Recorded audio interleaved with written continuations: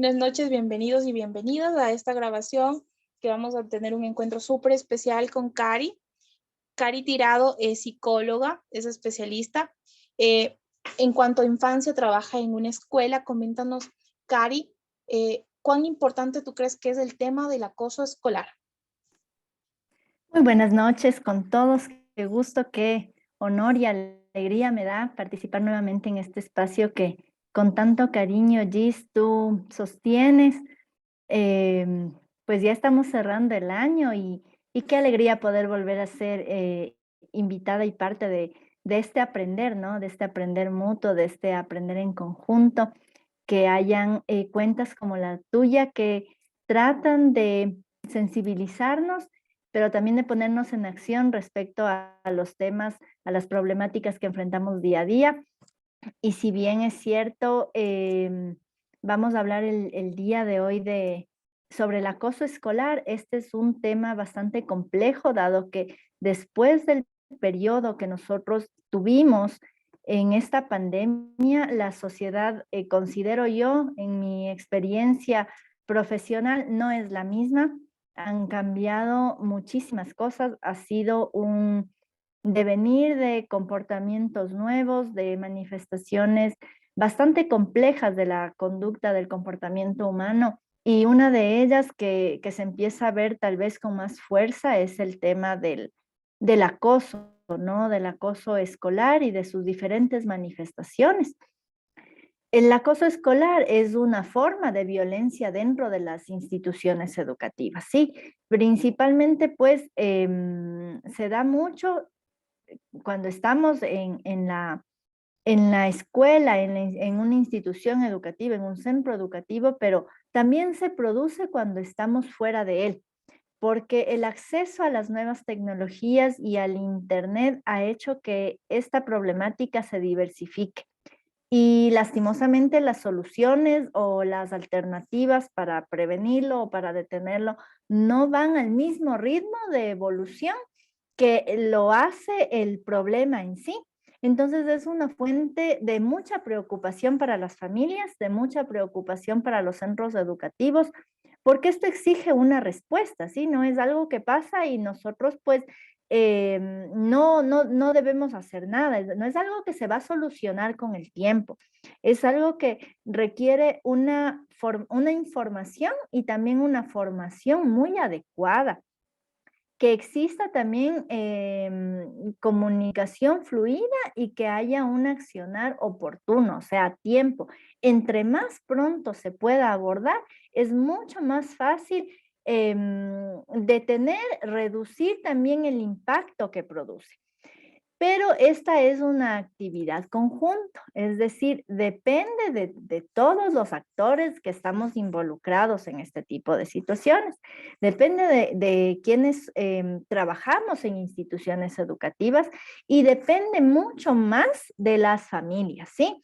Entonces, siempre es necesario el hablar el mismo lenguaje entre ambos ámbitos en los cuales los niños se desenvuelven. Porque los niños, los adolescentes pasan una muy buena cantidad de su tiempo hábil, de su tiempo de vigilia en las instituciones educativas. Entonces, em, pues tendrán que hablar de la misma manera, tener como que un camino trazado, los adultos que están guiando a estos niños o guiando a los adolescentes, para que a través de un compromiso se pueda ir solventando esta situación.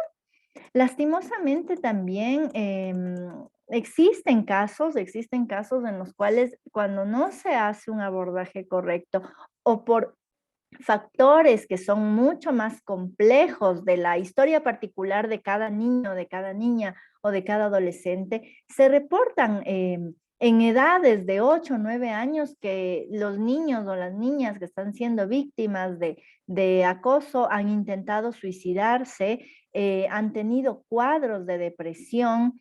Entonces, es bastante complejo y es por ello también bastante importante el poderlo em, encajar y tomar las riendas para una solución a tiempo. Si nosotros recordamos un poco y vamos en retrospectiva hacia nuestra etapa escolar, nuestra etapa colegial, nosotros vamos a observar que el tema del acoso siempre ha estado presente, ¿sí? Desde siempre han existido situaciones de acoso en las instituciones educativas y en los otros espacios donde las personas se desenvuelven, ¿no? Si vamos a un parque, si vamos a un club de extracurricular, habían situaciones de acoso. Sin embargo, el tema familiar era muy diferente, ¿sí? Antes las familias eh, criaban bajo un núcleo y bajo una red también. Las familias y el maternal, el paternal, estaban mucho más acompañados. Los papás vivían cerca de los abuelitos, de los tíos, entonces si papá o mamá no estaba, había alguien con quien el niño compartía, tenía una buena relación y ese era el lugar de apoyo, de contención y de ir enseñando también resiliencia.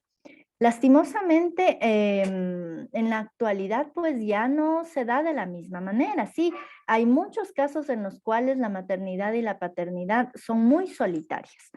Y los niños a veces ven a sus padres en la mañana, salen todos y ellos regresan, a veces tienen que pasar solos o van a alguna actividad extracurricular y vuelven a ver a sus padres en la noche.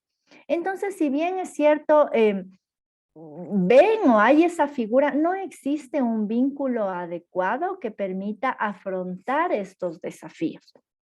Si nosotros también vamos un poco más al marco legal, tanto el COIP como el Código de la Niñez y la Adolescencia hace ya reformas para que haya una tipificación del acoso escolar como un delito. Sí, la ley pues nos indicaba que los niños menores de 12 años, ellos son inimputables, ¿no? No responden por sus acciones, sino quienes responden son los padres. Sin embargo, se plantean ya reformas debido a la magnitud de esta problemática, porque llega a ser situaciones sumamente abrumadoras, sumamente crueles para quienes son víctimas. Pero recordemos que quien es el agresor o la agresora también necesita un acompañamiento, ¿sí? También está en una situación de vulnerabilidad y su comportamiento no es un comportamiento socialmente apropiado. Así por ello, hay que hacer una distinción aquí un poco entre lo que es acoso y lo que es una agresión, porque los padres de familia, los representantes generalmente han popularizado, digo yo, o tal vez incluso le han quitado la dimensión correcta al bullying, ¿no? Y ellos asumen que todo lo que pasa con sus hijos es bullying. Pero sin embargo, recordemos que cuando hablamos de violencia entre pares, de agresiones entre pares, son situaciones que se van dando entre las dos personas. Ocurre un conflicto y no tienen las herramientas adecuadas para poderlo resolver. Entonces eso ya transgrede a una agresión. Sí, hay pelea, hay, puede ser una violencia física, una violencia psicológica, se agreden de palabra, de obra, pero los dos participan en ese sentido, ¿no? Y a mí me gusta ejemplificar esto con las situaciones que suelen suceder a menudo en los recreos. Y en los recreos los niños juegan, ¿sí? Salen a jugar, juegan, e imaginemos que ellos tienen una pelota de fútbol y juegan fútbol, ¿no? Hacen dos equipos y juegan fútbol. Para esos niños, el juego que están desarrollando en ese momento es como que jugaran la final del Mundial de Fútbol, ya aprovechando el evento mundialístico en este momento para ponernos en contexto. Para los niños es algo así. Para ellos es como que estamos jugándonos la vida en este partido. En esos 30 minutos, en esos 40 minutos de recreo, nos jugamos nuestras vidas. Y llega a una intensidad tal el juego, la adrenalina es tan impresionante que, por ejemplo, ellos no practican el tema del juego limpio, ¿no? Y empieza esta situación de que se agreden, de que se cuerpean, como se dice popularmente. Entonces, si alguien pierde o si un equipo pierde, ahí empieza también el tema de que no, es que tú no jugaste bien, tú no tapaste, tú no me pasaste el balón. Y es donde empieza a surgir ahí un conflicto. No saben gestionar lo que están sintiendo en este momento y terminan peleándose, sea de palabra, sea de obra, sucede, pero por decirlo así, una participación de dos o más personas y eso es una pelea. Pero en cambio, cuando nosotros hablamos del acoso, estamos hablando de un tipo de agresión, de una humillación que se produce repetidas veces, ¿sí? No es solamente ese momento del partido, sino que se va dando una, dos, tres veces en el mismo día, se da a diario, esa es una característica muy importante, ¿sí?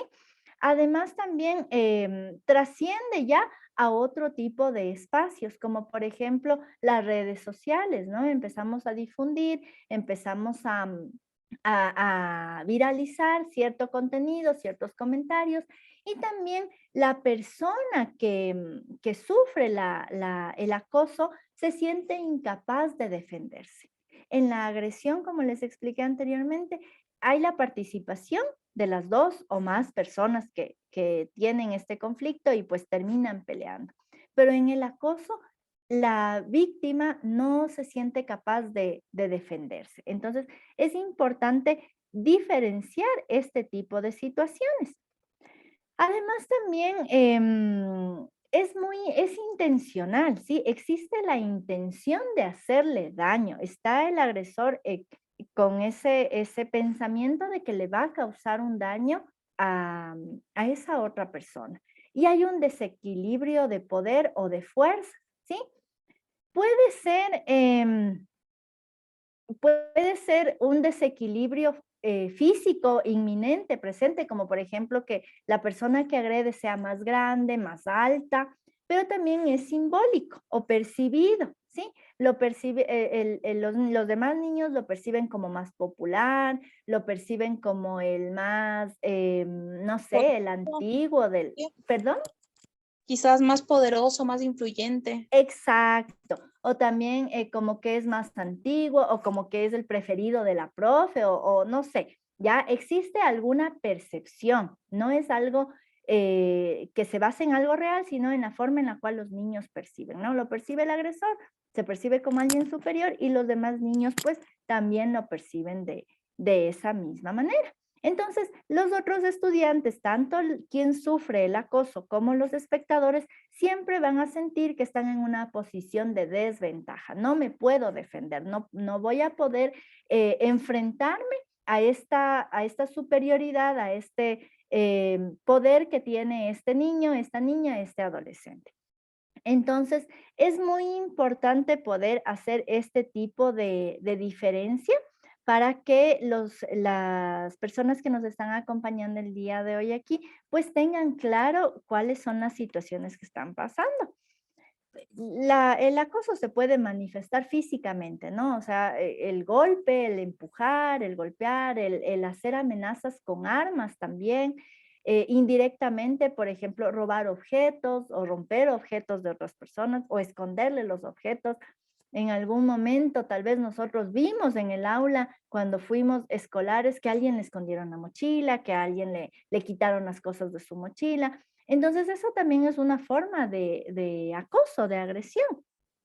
A nivel verbal, pues directamente insultarle, burlarse, ponerle apodos, hablar de una forma despectiva, pero indirectamente también puede ser hablar mal de esa persona con otros o difundir rumores.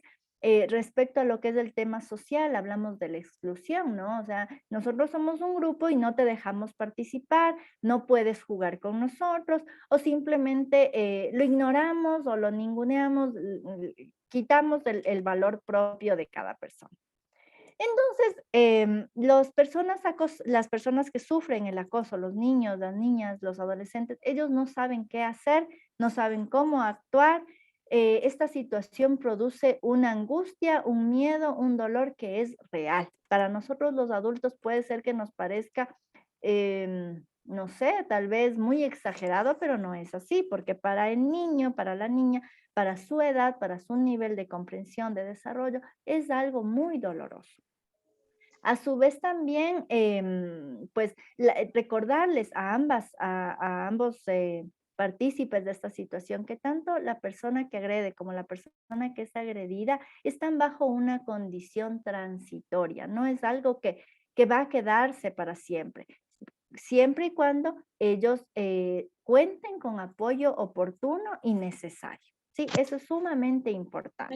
Cari, algo que dices que me gustaría interrumpirte es, algo que me pareció súper primordial es lo que acabas de mencionar respecto a especificar que cuando son conductas aisladas, que hay agresividad, es parte del hecho de que la inteligencia emocional toma tiempo y entonces todavía no tienen esas herramientas socioemocionales para gestionar conflictos, pero algo que dijiste es que se perpetúa en el tiempo y el perpetuarse hace que la autoestima de esta persona vaya disminuyendo cada vez que comienza a sentir que el grupo se hace como cómplice del, con el silencio, porque no puede, al principio puede decir, oye, no le digas, no le hagas nada, pero esta persona comienza a perder tantas habilidades sociales, comienza a excluirse, que a veces, diríamos entre paréntesis, se justifica el agresor en viste cómo lo hace. Entonces, comienza el grupo también a normalizar la agresión. Entonces, ya es cuando esta persona definitivamente perdió la batalla de consigo misma, porque ya no, o sea, ella ya cree también, igual que el resto, que se lo merece. Entonces, ahí No, también es sí, sí, continúa. eso es tan clave porque a veces los papitos como que no lo notamos y sobre todo yo pienso que algo que tú dices es cómo lo acompañamos para que el acompañamiento sea oportuno, pero a veces es como el acompañamiento no suele ser oportuno porque no saben identificar cuál sería el límite, porque a veces nosotros como adultos somos las personas que infringimos los límites hacia ellos. Es decir, él me está diciendo, para, por ejemplo, no me le gusta que lo desvistas en público, me estoy inventando una escena, ¿no? No le gusta que lo desvistas en público, pero tú dices, ay, lo que sucede es que es la prima nomás, cámbiate, cámbiate, desnúdate aquí. Él te está diciendo un límite y tú no respetas sus límites. Si papá y mamá no respetan límites en casa, es muy probable que él tampoco sepa cómo establecerlos fuera. Entonces, todas esas cosas, o esta violencia indirecta, ¿no? Como lo que tú decías, es que no me dejan jugar con ellos, o buscan cierto tipo de violencia que no sepa la víctima, porque a veces la víctima cuando dice, es que no me dijeron, yo solo escuché, es decir, las murmuraciones cuando la persona va pasando para que escuche. Entonces queda como la duda. Toda esa violencia que es de manera indirecta, que a veces la víctima no sabe cómo específicamente traducirlo, porque dice, ¿sabes qué? ¿Tú escuchaste, te dijo a ti o tú crees? O sea, como, eso es psicológico y súper fuerte, ¿no? Creo que es una de las maneras de primer nivel de ir calando en la personalidad, en el autoconcepto del niño. Sí, correcto. Y tomemos también muy en cuenta que a medida que avanza los años en la escolaridad, cada vez es más importante la referencia que el niño tiene de sus pares. Entonces, y la referencia de los papitos, de las mamitas, en cambio, va siendo cada vez menor. O sea, si papá o mamá me dice esto, pero mis amigos me dicen otra cosa, o sea, yo les voy a creer más a ellos. Entonces, es toda una dinámica porque requiere un proceso intencional de fortalecer, de entrenar habilidades sociales, de fortalecer mucho, sobre todo el tema de toma de decisiones, de conectar con los hijos también. Y pues para que nuestros niños puedan hacer eso, quienes tenemos que hacerlo primero somos nosotros. Y ahí es donde viene el reto doble, porque a nosotros nos cuesta mucho más, porque es un proceso no de aprender, sino de primero desaprender todo aquello que venimos trayendo 20, 30, 40 años y empezar de cero, ¿no? Entonces, el criar siempre nos confronta mucho con nuestra propia historia de vida. Entonces, yendo un poquito también, hablando, ¿no? A medida que los niños van creciendo y en algún punto, pues lo habíamos comentado, Gis, por interno, este factor de la tecnología, ¿no? Que lastimosamente a mi parecer muy personal, no beneficia en la realidad a los niños, más bien los expone mucho y los papitos, pues, al no conocer, por el desconocimiento, consideran que esas cosas no van a pasar, que eso sucede en otros países, que eso pasa en otros lugares. A mi hijo no le va a pasar. Entonces, el famoso ciberacoso es una de las formas de acoso escolar más extendidas, ¿sí? Sobre todo entre adolescentes. Es mucho más fácil que llegue a otros espacios de manera rápida. Además, también las redes sociales facilitan, ¿no? Que se expresen mensajes con insultos, que se usen fotografías de las personas sin su autorización, ahí les hacen los famosos memes, montajes, circulan rumores, crean perfiles falsos, crean conflictos entre amigos o entre personas que, adolescentes que no se llevan, por ejemplo, que ya de por sí no se agradan, crean perfiles falsos, crean problemas, rumores y eso termina igual en otro tipo de agresiones, en agresiones físicas, incluso pues retrocediendo un poco a lo que comentábamos anteriormente, llegan a denuncias, llegan a la fiscalía por todo ese tema. Y lastimosamente hay dos puntos muy claves respecto al uso de las redes. El momento en el cual uno envía ese mensaje no se puede detener. La persona ya no tiene control sobre hasta dónde va a llegar lo que comentó, lo que envió, la foto, el mensaje, el audio. No se conoce la dimensión exacta de hasta dónde va a alcanzar. Y la segunda situación que también es bastante compleja y que nos sucede incluso también a los adultos es que pensamos que lo que sucede en lo virtual no va a tener una implicación en lo real. Entonces es mucho más fácil que las personas texteen, por ejemplo, cualquier cosa que no se atreverían a decirlo a la persona viéndole a la cara, ¿sí? Entonces, le da una connotación mucho más fuerte, porque el tema del uso de las redes para el ciberacoso, lastimosamente es muy invasivo, es muy dañino también, ¿no? La bibliografía cuenta de casos en los cuales incluso por el daño tan fuerte que ha causado, han tenido que trasladar a adolescentes, no solo de colegios, sino también mudarse hasta de ciudades donde no les lleguen a encontrar por la magnitud del contenido que se empezó a compartir.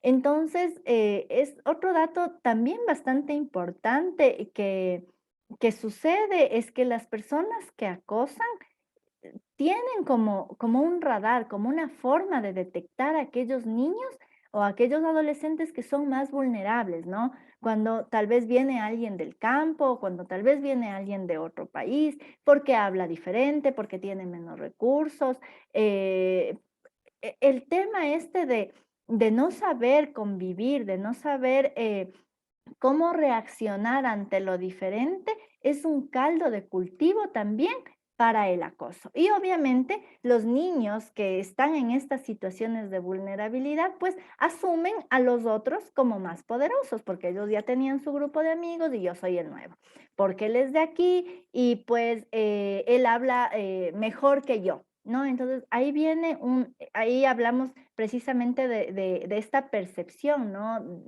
Inequitativa de poder. Entonces, ¿cuáles son los efectos que tiene un niño o una niña, un adolescente que sufre acoso? En primer lugar, pues ya tú lo mencionaste, el autoestima es baja. Generalmente también se asocia mucho a un rendimiento escolar deficiente.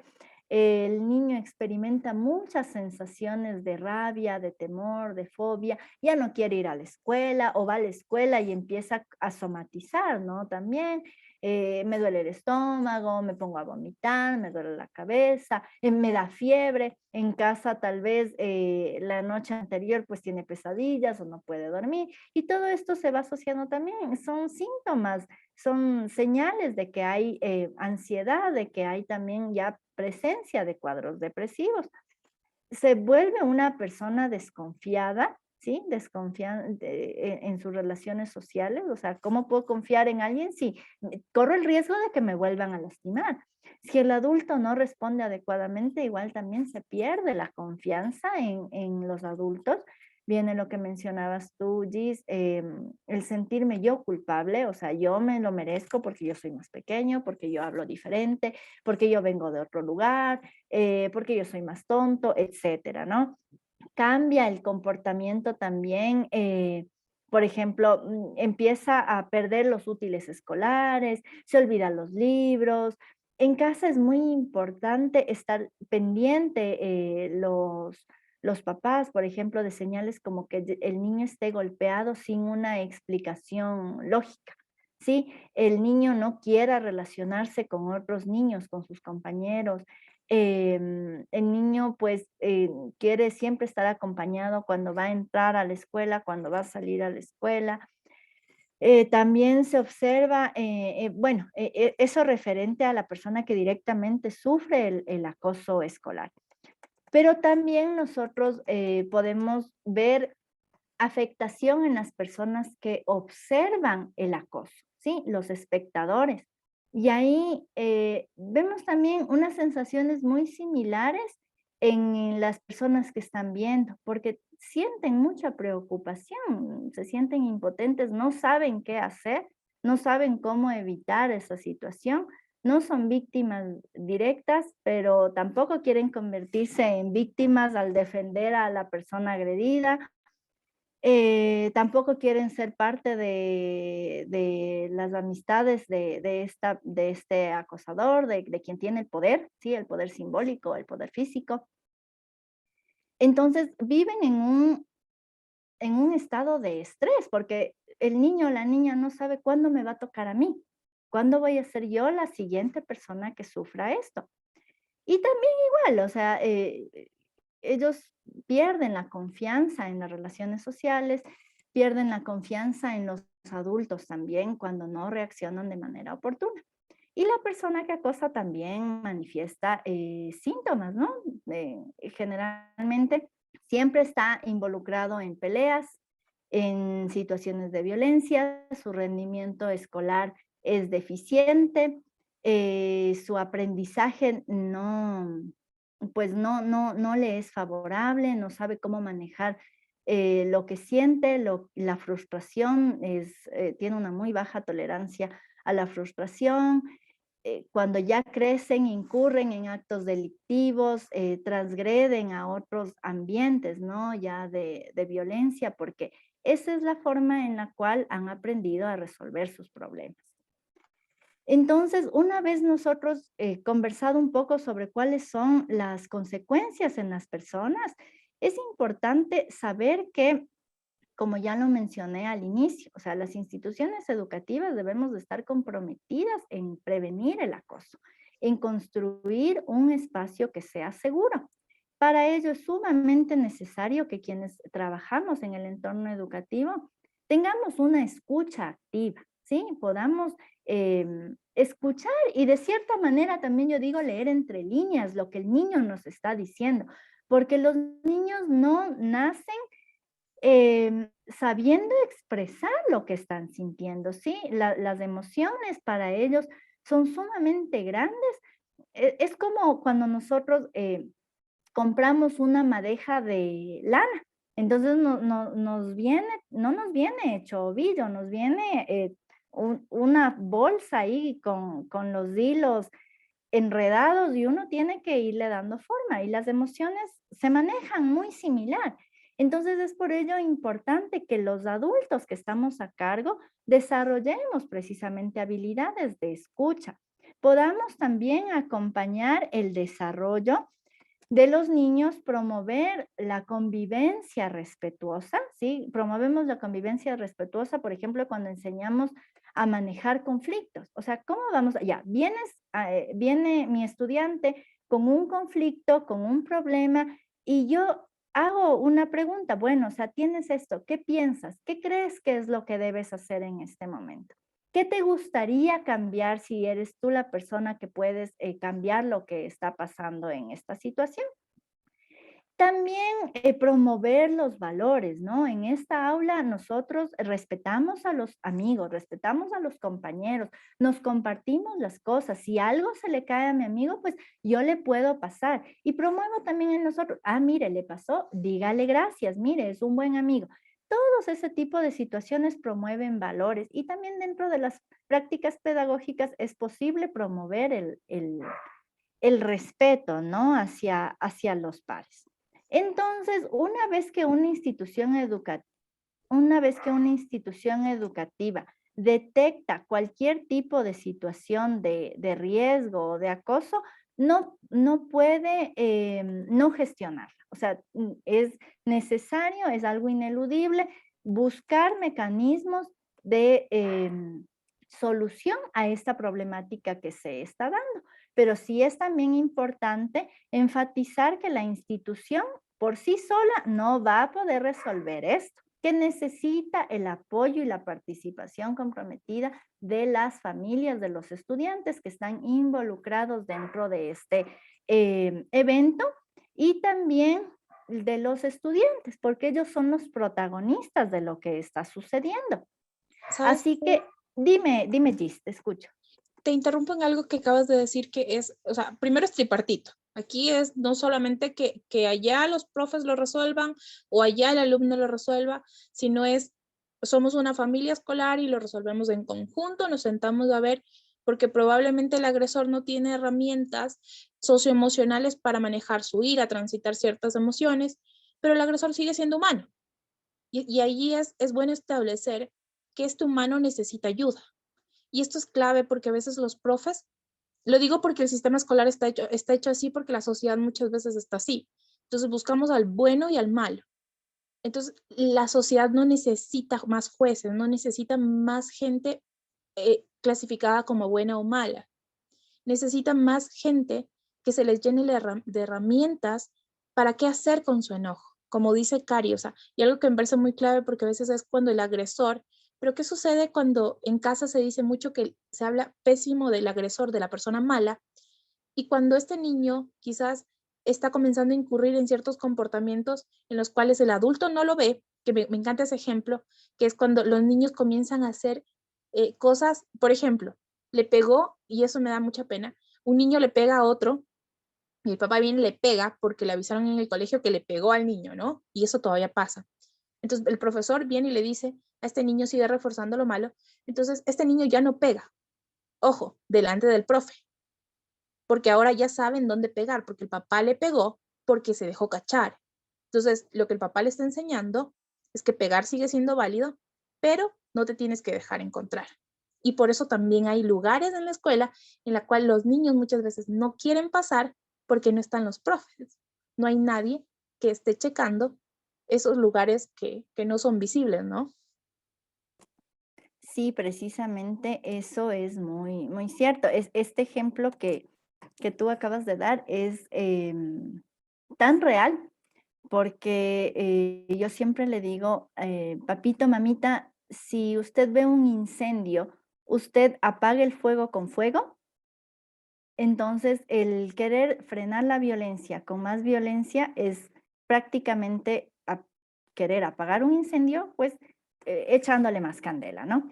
Entonces, una vez que nosotros vamos viendo cuáles son los roles, ¿no? De cada uno de los involucrados, porque indirectamente papás o representantes, cuidadores y la institución educativa también está involucrado en este tema.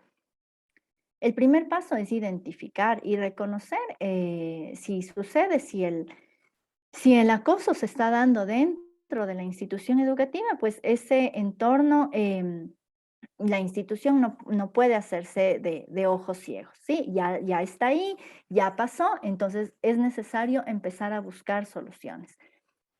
Empezar también a abrir espacios para la escucha activa, porque los niños no siempre hablan de ello, ¿sí? El docente debe tener un muy buen vínculo, debe ser visto como una persona de confianza para que los niños puedan decirle, porque si es un docente o una docente o cualquier miembro de la institución educativa que el niño le dijo, pero esa persona tal vez ni le escuchó, tal vez minimizó lo que estaba sintiendo, tal vez le dijo: "Así mismo es, no pasa nada", o "Ya voy a hablar", y nunca habla y nunca hay solución, pues el niño obviamente nunca más va a volver a confiar, ¿sí?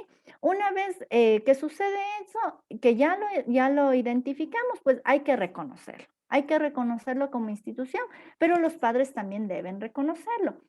Porque sucede mucho que, sobre todo en el caso del agresor, los padres están en negación. No, eso no puede ser posible. Mi hijo en casa no es así. Usted está equivocada. Es que él solo se defiende y empiezan a justificar el comportamiento que se está presentando en ese momento. Además, una vez que ya se identifica, que ya que reconocemos, ¿no? El siguiente paso es afrontar lo que está pasando, ¿sí? Tenemos un problema y tenemos que afrontarlo y tenemos que ofrecer soluciones para poder precisamente trabajar en conjunto y poder hacer el seguimiento, poder ejecutar las acciones de esta solución. Lo importante en este tipo de situaciones, de conflictos y de situaciones también de acoso, es buscar una reparación del daño. Y es muy importante porque tanto yo repito y enfatizo mucho eso, el niño o el adolescente que agrede es un niño que también necesita acompañamiento, ¿sí? No solamente quien lo sufrió, sino también probablemente incluso el trabajo que se hace con el agresor es mucho más desafiante, mucho más fuerte, porque él requiere un cambio de paradigmas para que pueda cambiar su comportamiento. Entonces, la solución no es que nos venguemos, sino más bien ir a la raíz del problema, ¿sí? Los papitos, ¿cómo podemos anticipar este tipo de situaciones? Pues el, el, el tema aquí es no acostumbrarnos a las bromas que tienen la connotación de burla, la connotación de insulto. O sea, a veces como papás, y regreso a lo que mencionábamos al inicio, ¿no? Nosotros venimos de un proceso de escolarización donde esto era también común. El tema del acoso no es algo nuevo, es algo que viene probablemente muchas generaciones atrás. Entonces, papá, mamá o la persona que cuida al niño, pues no le puede decir, o sea, no pasa nada, porque sí está pasando, porque sí le está afectando.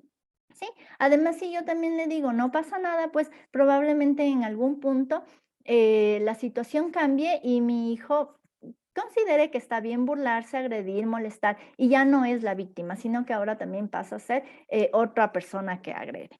Entonces, no hay que celebrar las bromas pesadas y eso empieza por nosotros, porque a veces nosotros también como papás, como adultos, nos reímos, ¿no? Tal vez un niño se hace un peinado especial y yo, ay, mira qué chistoso, parece, no sé, y empiezo a ubicar apelativos, descalificativos, que tal vez para mí me parezcan graciosos, pero a mi hijo, a mi hija o a ese niño que yo cuido, él no le hace nada de gracia, no se siente bien, ¿sí? Entonces ahí vemos, ¿no? Que el niño se pone a llorar, no me digas así, y nosotros, ay, qué chiste, y pasa, o sea, es muy común, se observa todavía ese comportamiento. Entonces, por ello la importancia de que este tipo de situaciones no se normalice. El entender también que esto de las peleas y de los enfrentamientos, sobre todo es mucho más visible entre los varones.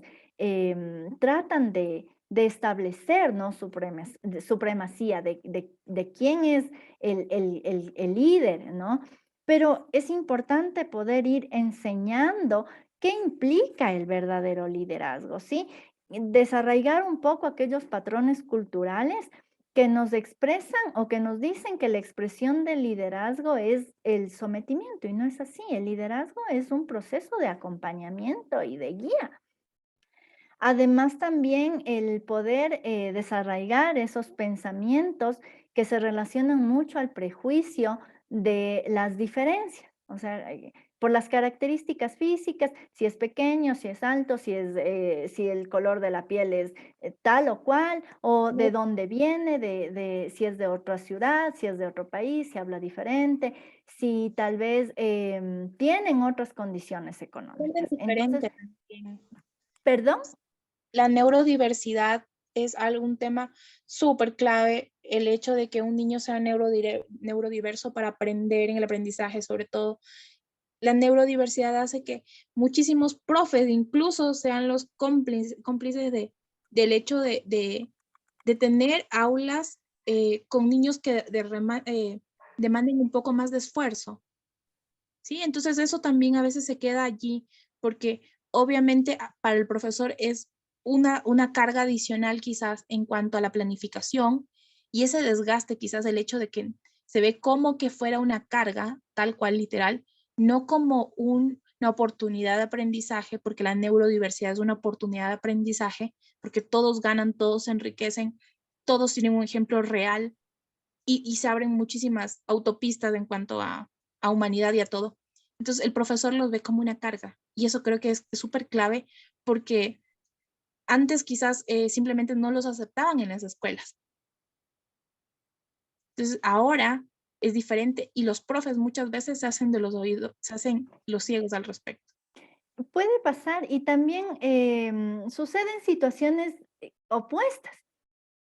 Pasa también que, por ejemplo, el docente, con toda la preparación del caso, aborda a estudiantes con necesidades específicas, pero no se trabajó adecuadamente el tema de compartir con el resto de niños cómo va a ser el trabajo con este niño que demanda otro tipo que demanda más atención, porque todos los niños demandan diferente tipo de atención. Todos los niños tienen necesidades, pero hay pequeños que lo perciben con una sensación de celos y también eso pasa, ¿no? O sea, el profe solamente se ocupa de tal niño, el profe solamente le hace caso a tal estudiante, entonces viene ahí una rivalidad y también por esa condición puede ser segregado, puede ser alejado. Entonces es por ello también súper importante que los docentes puedan trabajar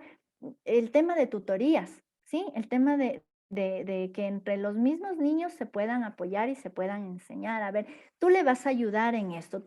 Y ahí viene este proceso que mencionas tú, todos se enriquecen, porque todos aprenden, ¿ya? Tal vez no esté en supongamos, hablamos de una situación de deficiencia intelectual. Tal vez ese niño no le puede enseñar a un niño regular algo en conocimiento cognitivo, ¿no? Algo disciplinar, pero sí le enseña habilidades sociales, le enseña el cuidado, le enseña la empatía, le enseña la solidaridad. Entonces, este tipo de procesos inclusivos tienen por objetivo el enriquecimiento de todos los actores. La institución educativa, pues, empieza la prevención desde el mismo conocimiento cercano a sus estudiantes y no siempre se trata de que yo, docente, me siento a conversar con cada uno de mis niños, sino que al trabajar las diferentes actividades que los niños tienen que realizar, actividades lúdicas, actividades agradables, el docente empieza ya a observar y a conocer cómo son sus niños. Y los niños también empiezan a conocer cómo es su maestro o su maestra, ¿no? Sabemos quiénes somos, podemos compartir nuestras dudas, podemos compartir nuestras reflexiones. Ahora los niños pues son mucho más reflexivos, más críticos, hacen muchas más preguntas que antes. A veces ellos mismos se responden y son respuestas que a nosotros nos sorprenden. Entonces, es bastante importante que las personas que trabajan en enseñanza con niños o con adolescentes sean muy susceptibles para notar los detalles, para notar señales, ¿sí? Desarrollar la capacidad de observar, poder ver si hay cambios repentinos o reiterados en el comportamiento y pues, ¿cuáles de esos cambios indican algún tipo de situación problemática? La importancia también de generar confianza. Dentro de los departamentos de consejería estudiantil, al ser un ente que tiene como primer eje, la promoción y la prevención. Está en que se desarrollen talleres, se desarrollen cursos, se pueda conversar con estudiantes, pero también con los padres sobre todo lo que es el tema de las nuevas tecnologías. ¿Cuáles son los riesgos? ¿Cómo podemos prevenir? ¿Cómo podemos protegernos? ¿Cómo se debe detectar? Si ya detecto, ¿cómo debo intervenir? ¿No? Y ahí viene el trabajo del Departamento de Consejería Estudiantil, de poder orientar, de poder asesorar cómo abordar este tema a los docentes, a los padres de familia también, de cierta forma incentivar la denuncia. Y cuando nosotros hablamos de denuncia, generalmente nos imaginamos en todo el engorroso proceso burocrático que existe tras de ello, pero la cultura de la denuncia inicia en ese avisar. Sí, yo estudiante estoy viendo que mi compañero le está agrediendo a otro niño y yo aviso. Maestro, maestra o la persona que esté cerca, una persona adulta, esto pasa, ¿sí? Y no está mal, porque también hay que cambiar esa mentalidad de que el que avisa es el chismoso, el que avisa es el metido. O sea, ¿para qué fuiste como dicen los niños, ¿para qué fuiste de sapo? ¿Para qué fuiste a contar algo que no estaba contigo? Entonces, que ellos tengan estas herramientas que como departamento se van trabajando. También se pueda trabajar el fortalecimiento de las capacidades de los estudiantes, el tema a través de actividades participativas se produzca la reflexión y la sensibilización en torno al acoso escolar, se pueda también explicar cuáles son estas consecuencias que existen en las personas que viven, que son espectadores también, proporcionar herramientas y estrategias para fortalecer la sana convivencia dentro del aula. Una vez que se identifican estas situaciones de acoso, también se pueda escuchar, ¿no? De forma individual a los niños agredidos, a los niños agresores y poder investigar, poder indagar más bien cuál es la raíz de esta situación que pasa y poder trasladar eso al campo de la reflexión. O sea, ¿qué va a suceder? ¿Qué consecuencias tiene? ¿Cuáles son esos motivos? ¿Y qué es lo que nos hace falta desarrollar para poder mejorar? Y de la misma manera también, ¿no? Con los espectadores, hablar respecto a a lo que presencian ellos, al hecho de que el silencio refuerza y perpetúa la actitud del agresor. Entonces, las actividades vivenciales nos permiten a nosotros reflexionar y hacer conciencia también sobre las situaciones de acoso que se pueden presentar y también sobre los temas de las diferencias personales que existen. Como papás, nosotros podemos abordar, prevenir, si es que hemos detectado, felicitar a nuestros hijos cuando ellos nos cuenten algo de este tipo de situaciones, ¿sí? Hacerles saber que está muy bien que ellos puedan confiar en nosotros y que como padres nosotros confiamos en que ellos van a superar esta situación. Y aquí es bastante complejo, porque cuando un papá o una mamá recibe este tipo de noticias, indirectamente revive su infancia, ¿sí? Revive su adolescencia y si tal vez en algún momento tuvo este tipo de malas experiencias. Y ahí viene un manejo que no aporta, porque nosotros empezamos a darle, a reforzar ese sentimiento, ¿no? De que soy la víctima, de que estoy indefenso, de que no voy a poder salir, de que todos son malos y yo soy el buenito, etcétera. Entonces, no aportamos porque el niño lo que busca es una solución, no que se ahonde más en el problema. Hay padres, hay madres que por la situación laboral mismo no son padres presentes y cuando pasan este tipo de situaciones es como que una oportunidad para redimirse y para, no sé, equiparar todo lo que ha venido faltando durante mucho tiempo. Entonces, los papitos empiezan en un proceso de revictimizar, ¿no? O sea, ese día el niño llegó y contó, mire, hoy me peleé con Juanito, me dijo que soy gordito. al día siguiente el papá apenas le ve al niño, lo que hace es preguntarle, ¿qué pasó? ¿Juanito ya te molestó? ¿Y qué hizo la profesora? Ah, no, no hace nada, nunca hace nada. Y empezamos en ese círculo vicioso de victimizar al niño. Entonces, el niño aprende indirectamente que mi papá, mi mamá me va a hacer caso cuando yo hable sobre estos temas. Entonces, la más mínima situación, yo voy a contar para recibir esa atención que generalmente, si no tuviese ningún problema, mis papás no me la darían. Entonces, es muy, muy importante que papás, los papitos, las mamitas, sean sensibles y sean objetivos respecto a este tema que sucede, ¿sí? Es difícil, es muy complejo porque uno como padre desea que todo el mundo ame a nuestros hijos como nosotros los amamos. Pero la verdad y la realidad es que amar a nuestros hijos solamente nosotros lo vamos a hacer. El resto del mundo, pues para el resto de la humanidad, nuestro hijo, nuestra hija es uno en los 8.000 millones de personas que existen en el planeta Tierra y pues su existencia no cambia la vida, sino solamente de quienes pertenecemos a un círculo cercano e íntimo de la familia y de amigos muy, muy cercanos.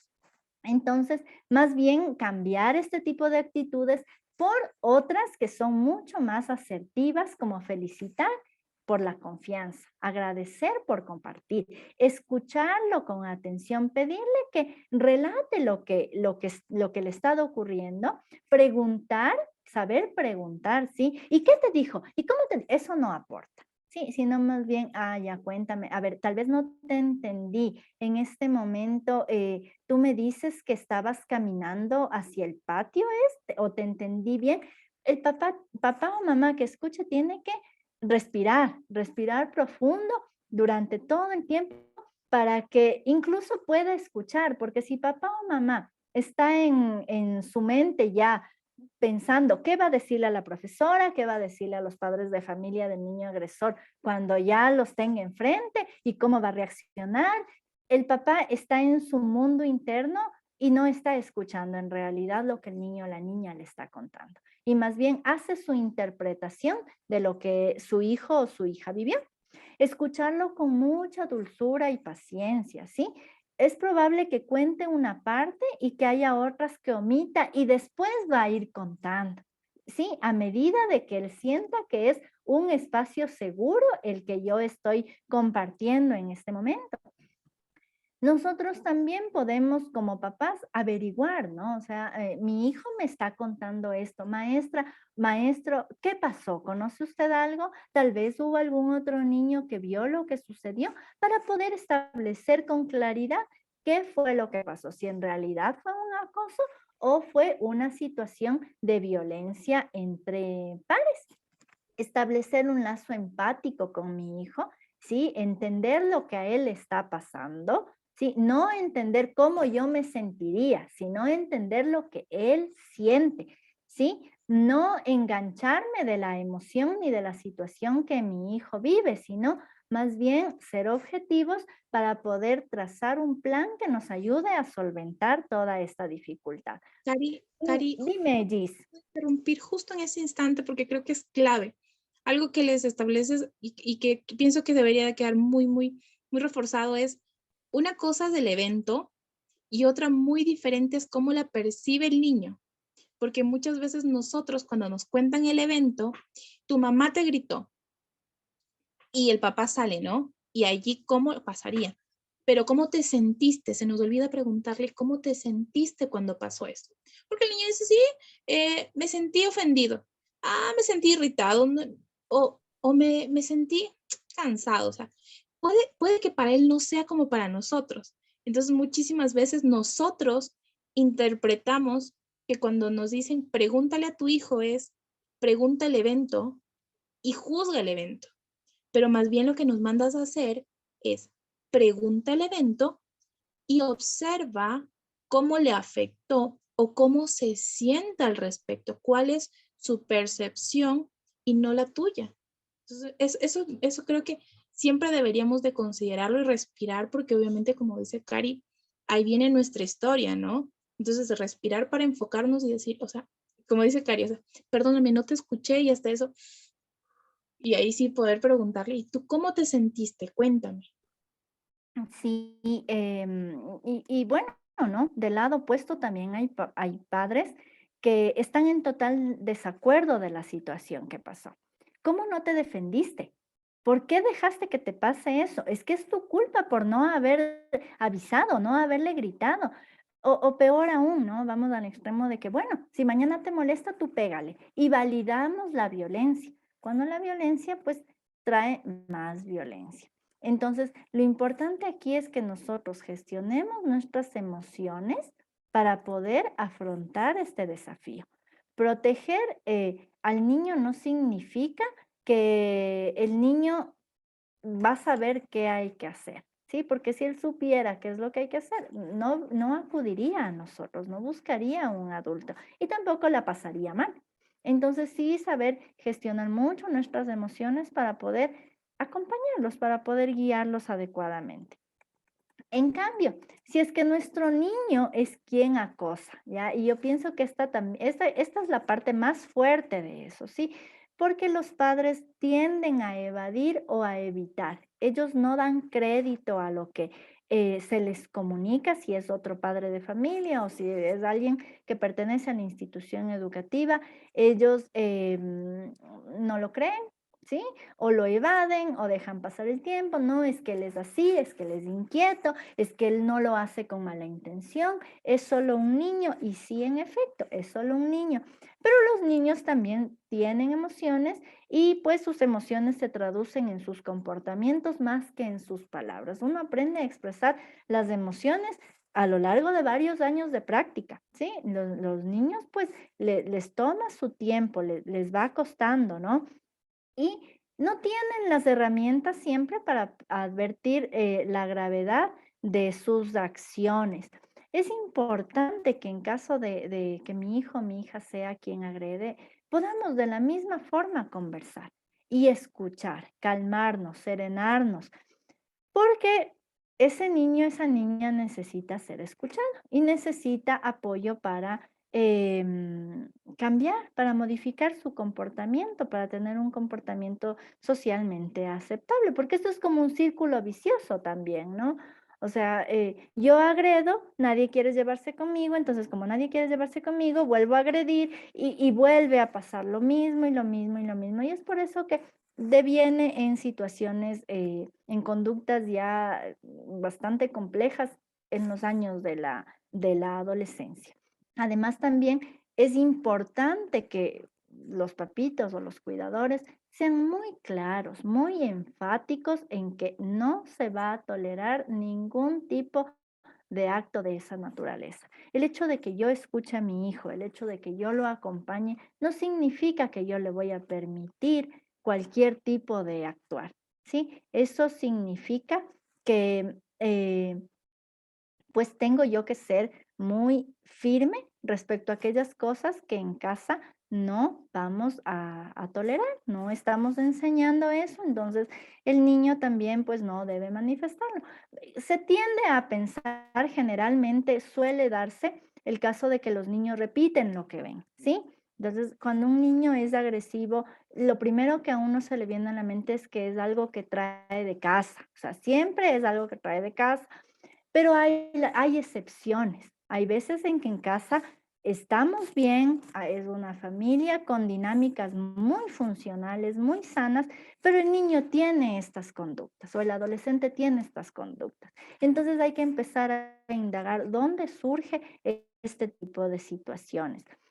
A su vez también, la necesidad, lo más importante, el pasar tiempo con nuestros hijos, ¿sí? El poder fortalecer nuestra relación, el poder conocer quiénes son sus amigos, con quién comparte, cuáles son sus intereses, profundizar mucho la relación y el diálogo, ¿no? En el hogar, promover también, aquellos talentos que tiene, qué aspiraciones tiene, alentarlo a participar de otras actividades sociales. A veces los papitos más bien dicen, no, no, no, ¿para qué vas a ir al fútbol si tú vas y peleas? Cuando lo adecuado es que el niño aprenda a tener un comportamiento social en los grupos, ¿no? Uno aprende a socializar con otras personas, no lo aprendes sentándose a leer un libro, no lo aprendes encerrado en tu habitación, lo aprendes cuando estás en contacto y convives con otros mundos, con otras realidades totalmente diferentes a las tuyas. Entonces, muy importante el poder señalar ese tema.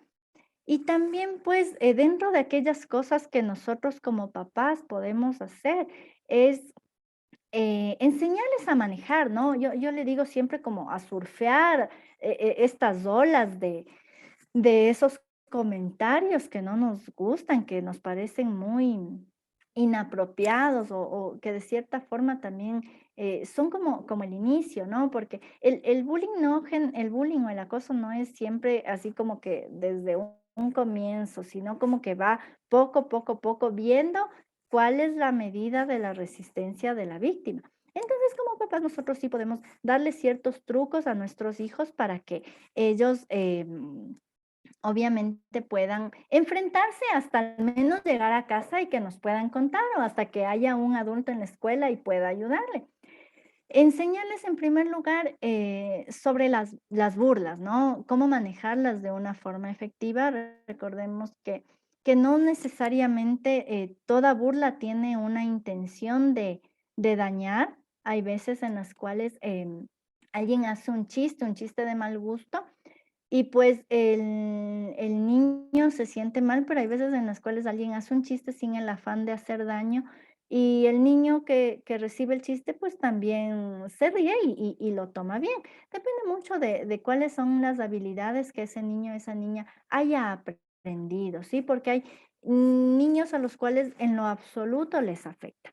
Entonces, enseñarles que si alguien se burla, generalmente suele ser porque busca atención, porque está imitando esa conducta, porque cree que es superior a los demás, porque busca equivocadamente que sus compañeros lo acepten, porque no entiende correctamente las diferencias también, ¿no?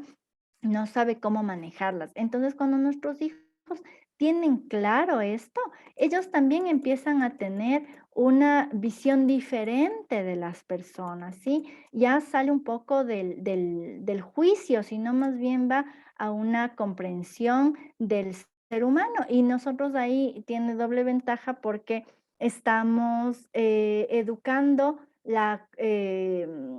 habilidades sociales, fortalecemos corteza prefrontal, súper importante. Los niños aprenden inteligencia emocional, entonces tienen claro, e incluso hay esa oportunidad de que ellos se vuelvan compasivos, sí, que es una palabra que ya yo la escucho muy poco, pero se vuelvan compasivos de lo que pasa en las realidades de otros niños.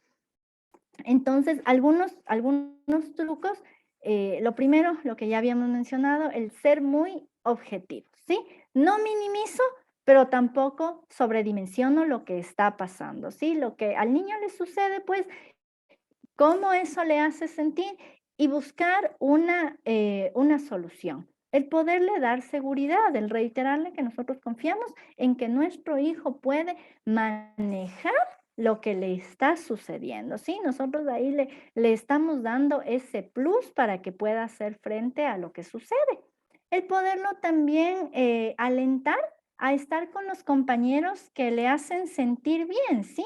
Porque a veces los niños, si bien es cierto, hay lo que conversábamos, ¿no? Un poquito de la percepción que hacen los niños respecto a sus compañeros. Ellos quieren estar con el más popular, ¿ya? Y está bien, o sea, ese es su deseo, pero no necesariamente lo que yo deseo, lo que a mí me gusta es lo que más me conviene. Entonces, hija, o sea, este niño pues no es muy cortés. Tal vez lo más adecuado es que empieces a buscar otros niños con quienes llevarte y así también ya les permito indagar, buscar, conocer, desarrollar habilidades sociales, pues en unos entornos mucho más seguros.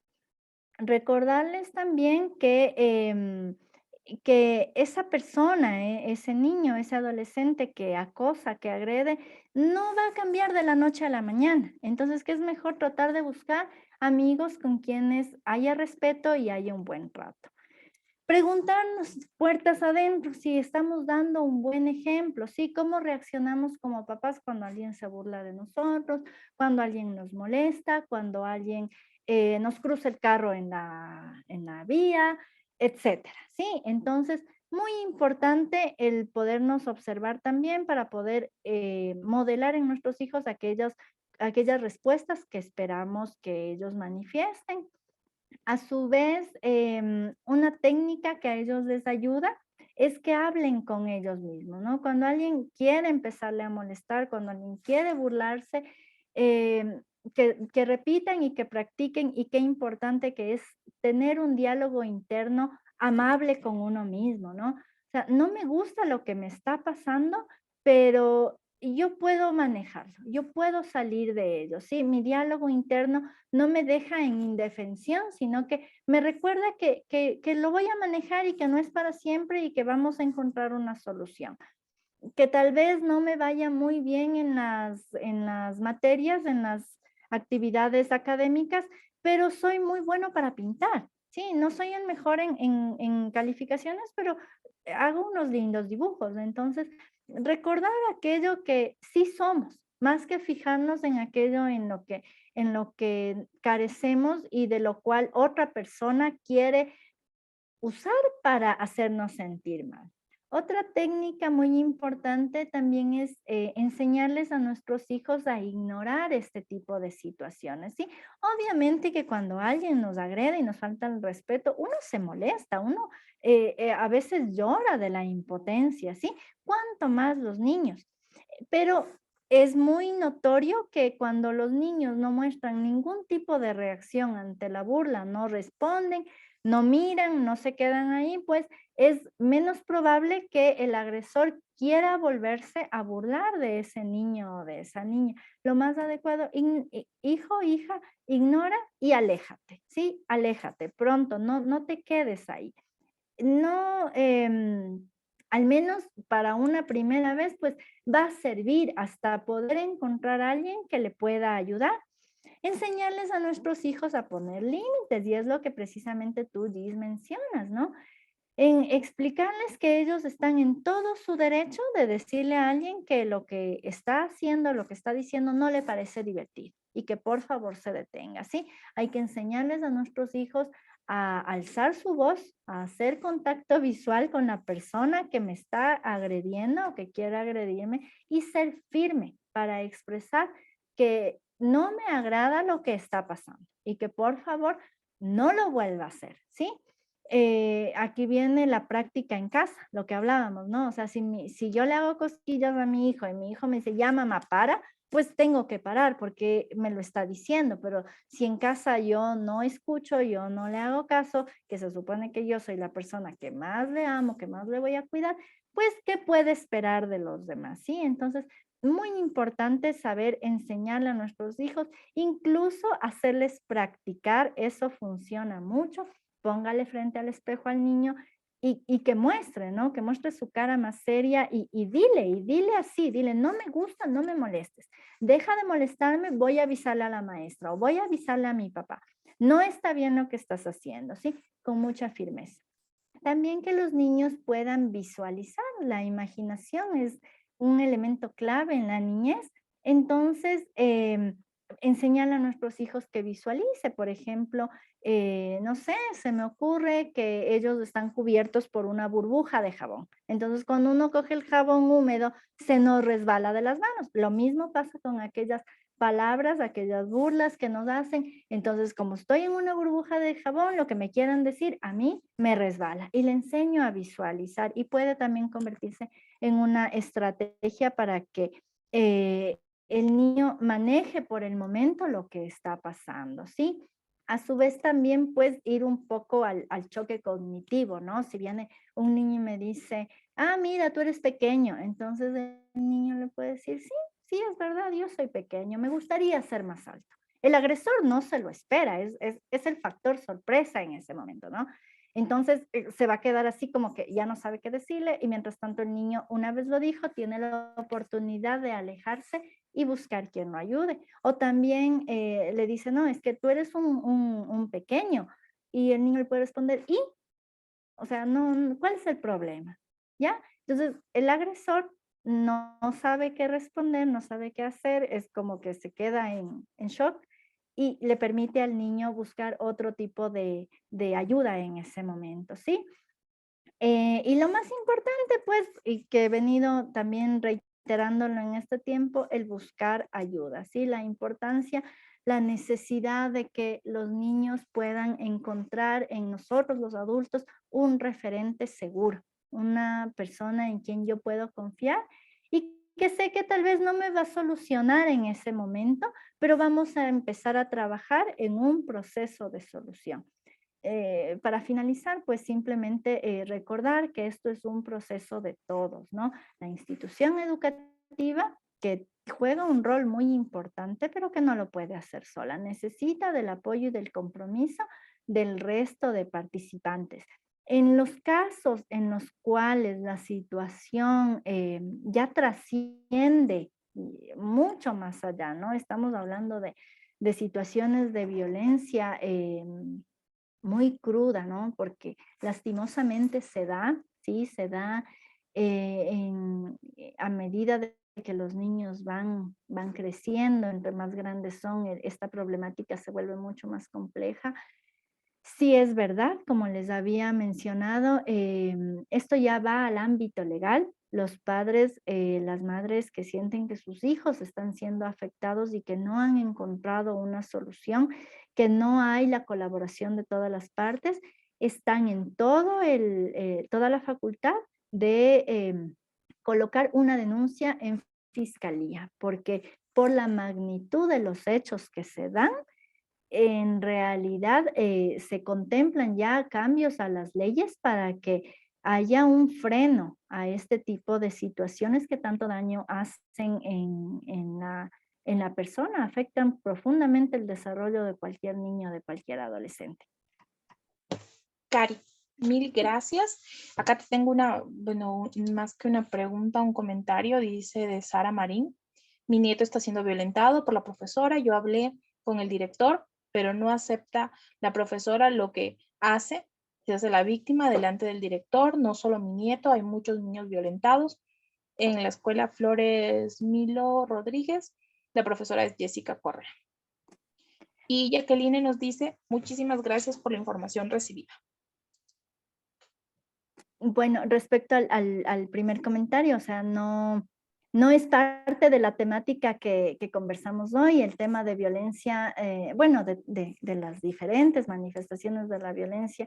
Es un tema sumamente amplio, nos faltarían muchos capítulos para poder conversar de ello, pero pues si los representantes del niño han detectado eso, pues lo adecuado es que acudan con un documento escrito a la autoridad de la institución. O sea, si ya hablaron con la docente, hablen con la autoridad, que es la persona que continúa, ¿no? En el órgano regular y manifiesten este tipo de situaciones, ¿no? Yo repito nuevamente y trabajo desde esa convicción, los entornos educativos deben ser espacios seguros para los niños.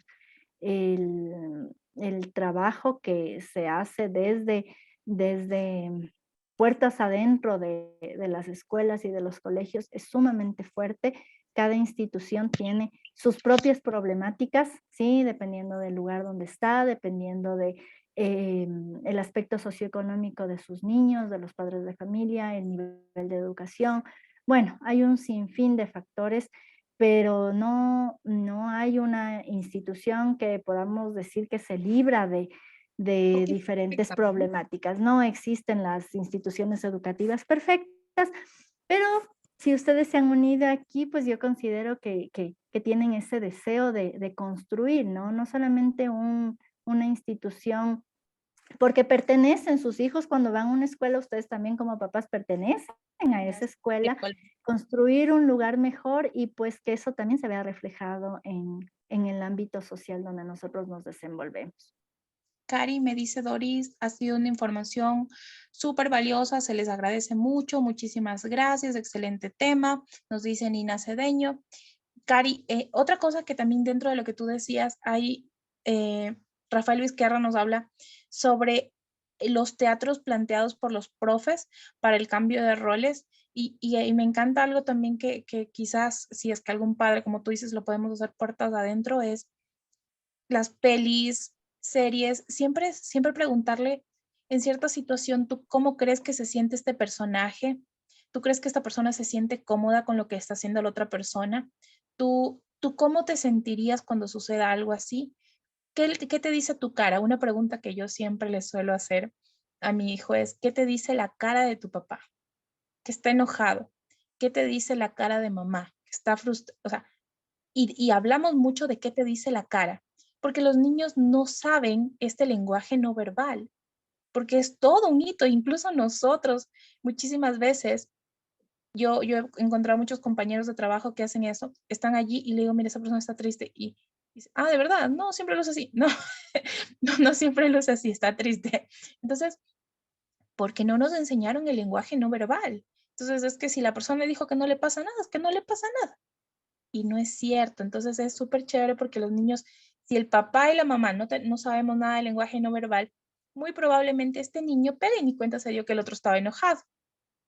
O hizo un comentario y ni se percató. Y como dice Cari, algo lindo es lo de las burlas, que a veces son, la dice, pero es que en casa se maneja ese contenido y el niño no lo hace por mala gente. Entonces es tan importante la intencionalidad de mandar bromas, porque nosotros le enseñábamos a mi hijo esto de las loncheras con bromas, van por ese punto especialmente que queríamos especificarle que si es un chiste cuando dos personas disfrutan y cuando una no disfruta es una burla, porque la otra le está pasando mal. Entonces, son pequeños juegos, pequeñas dinámicas que se pueden hacer puertas adentro y que también aportan. Y si aporta a nuestro hijo, probablemente también enriquezca el entorno escolar. Así es, Gis, comparto totalmente contigo. Este tema de la inteligencia emocional es todo un campo hermoso, desafiante, porque nos desafía primero a nosotros, ¿sí? Nosotros somos quienes que tenemos que hacer el clic, el cambio, para poder empezar a ver, ¿no? Y en algún momento una amiga, ella nos comentaba que los cambios generacionales se empiezan a ver recién desde la tercera generación, desde la que empezó, ¿no? Entonces, aún pues, justo escuchaba recientemente un mensaje que me impactó mucho que decía, nosotros trabajamos para una generación, no, nosotros servimos a una generación que aún no conocemos.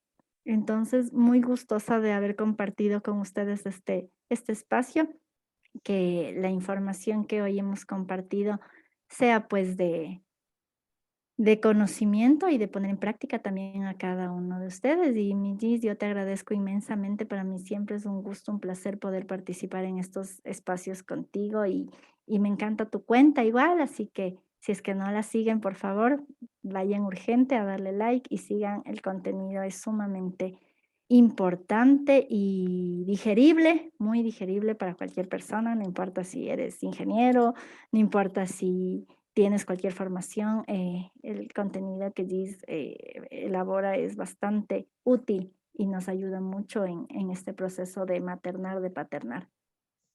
Gracias, Cari, es un honor. Esperamos tenerte, aprovecharnos de tu bondad y el próximo año también tenerte dentro de la planificación. Mira, José nos dice algo. Buenas noches con todos. Tengo una consulta, es más bien una guía. Una compañera de mi hija de 10 años me la acosa y hasta les prohíbe a sus amigas que se lleven con ella. ¿Cómo debo actuar? Es importante acudir a la institución educativa, ¿sí? Conocer qué es lo que está pasando, cuál es el trasfondo de lo que está sucediendo. Entregarle a la niña, pues, alternativas, estrategias de emergencia, ¿no? Como primeros auxilios, es más o menos lo que hemos conversado el día de hoy. Son como que los primeros auxilios, las primeras cosas que puedo hacer para no sentirme tan indefenso. Y pues solicitar a la institución que podamos conversar, podamos todos participar y todos comprometernos en buscar una solución. Es importante aquí un detalle y es algo que yo siempre digo, o sea, todos los niños no tienen la obligación de llevarse con todos, ¿no? Hay niños que van a tener su simpatía y está bien, pero lo necesario aquí es que así no nos debemos tratarnos con respeto, ¿sí?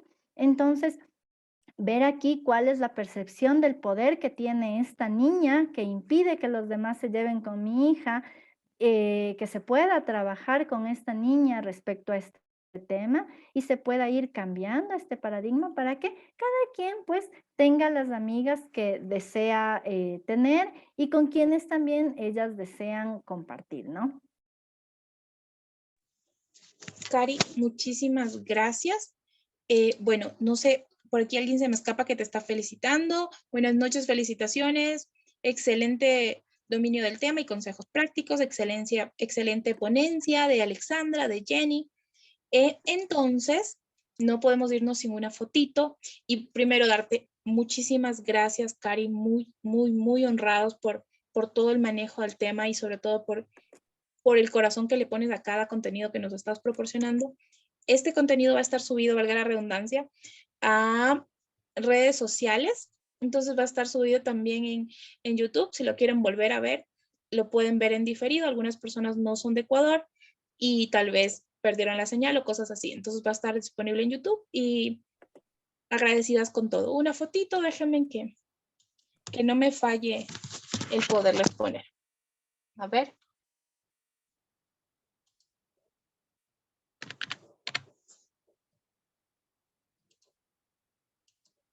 A la cuenta de 1, a la cuenta de 2 y a la cuenta de 3. Ahí fue una. Y por favor, me esperan un ratito porque les voy a tomar otra fotito más, ¿ya? No, me falló la cámara, por favor. Ahora sí. La siguiente, gracias. Un gusto, chicas. Nos vemos la próxima reunión. Un abrazo, besitos. Muchísimas gracias a todos ustedes. Gracias, Gis. Un abrazo fuerte. Un abrazo fuerte para todos.